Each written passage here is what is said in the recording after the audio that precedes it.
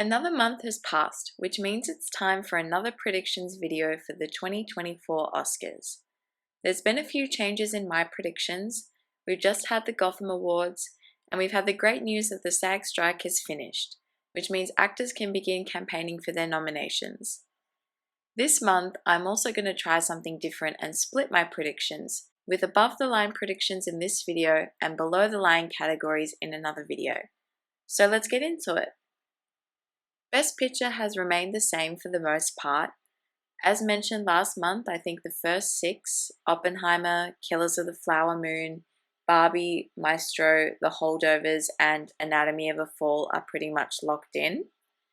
It was much harder to settle on the last few, which I have as The Color Purple, Poor Things, American Fiction, and May December. This does mean no Past Lives or The Zone of Interest, and I did make this list before the Gotham Awards, so I'm questioning leaving out Past Lives, but at this stage I feel like The Color Purple and May December are gaining more traction. To pick a winner is tough, but right now I'll play it safe and go for Oppenheimer. Best Director remains similar with Christopher Nolan, Martin Scorsese, Yorgos Lanthimos, Greta Gerwig, and Alexander Payne. I think this list will remain throughout, but I'd love some surprises and sneaks to keep things interesting, considering that Christopher Nolan will be the clear favourite throughout the whole season. Best Actor also remains similar with Cillian Murphy, Bradley Cooper, Leonardo DiCaprio, and Colman Domingo, but I've thrown in Teo Yu from Past Lives as a bit of a wild card instead of Paul Giamatti from The Holdovers. I thought his performance was fantastic, one of the strongest parts of Past Lives, and it'd be nice to see it rewarded with a nomination. The race, however, ultimately comes down to Cillian Murphy and Bradley Cooper, and with the strike over, I can see Bradley Cooper hitting the campaign trail much harder. But I guess it depends if he wants to campaign as actor or director this season, but I feel his chances are more stronger in actor. Best Actress remains completely the same, with Emma Stone, Lily Gladstone, Carey Mulligan, Margot Robbie, and Sandra Hüller. No surprises there. Thinking about Best Supporting Actor, I've gone with Robert Downey Jr., Ryan Gosling, Mark Ruffalo, Willem Dafoe, and Charles Melton.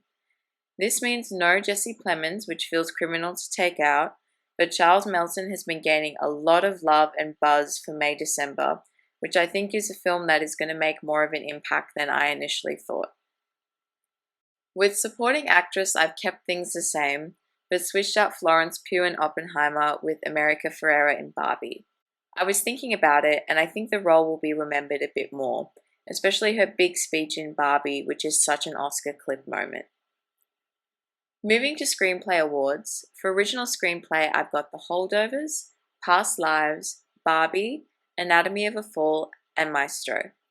I think this race is between The Holdovers and Past Lives, but I'm not sure yet who it would go to. For Adapted Screenplay, I've picked Oppenheimer, Killers of the Flower Moon, Poor Things, Priscilla, and American Fiction, with Oppenheimer's to lose. I think Oppenheimer as a whole will do very well this season, with lots of nominations across these above-the-line categories and in the technical below-the-line categories. As always, thank you for watching and listening in. If you're keen to find out my nomination predictions for the below-the-line categories, please visit my other video. And if you have any predictions of your own, please let me know in the comments below.